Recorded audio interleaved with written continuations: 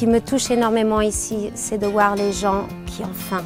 Et ça me parle beaucoup parce que ça fait partie de mon histoire aussi. Quand j'étais jeune, j'ai arrêté de manger parce que je voulais maigrir pour être aimée, pour être belle. Et ici, on voit des enfants qui viennent avec leur petit bol pour demander un peu de nourriture pour survivre. Et si on leur donne des cadeaux, des sucreries, elles vont tout de suite partager avec leurs amis pour en avoir assez pour tout le monde.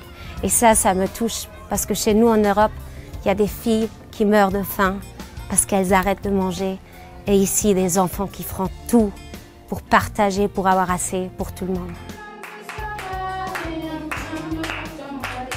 J'ai pu rencontrer mon enfant et c'était un moment que je ne vais jamais oublier. Je suis sortie de la voiture et elle est venue vers moi en courant. Elle m'a serrée, elle m'a plus lâchée.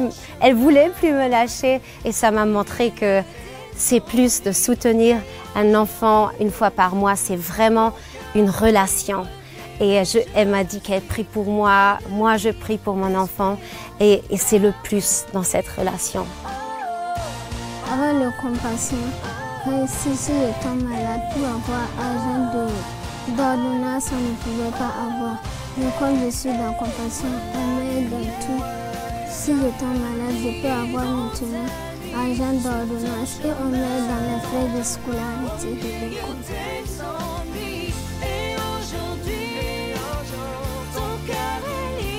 On peut venir ici et penser qu'il n'y a plus d'espoir, on peut voir la famine, on peut voir la pauvreté. Mais moi, ce que je vois quand je regarde dans les yeux de ces enfants, c'est l'avenir, l'espoir. Je vois qu'ils sont pleins de vie et qu'ils ont envie de changer quelque chose dans leur pays. Et là, je suis tellement reconnaissante pour le travail de Compassion parce que je vois la différence que ça fait dans chaque enfant.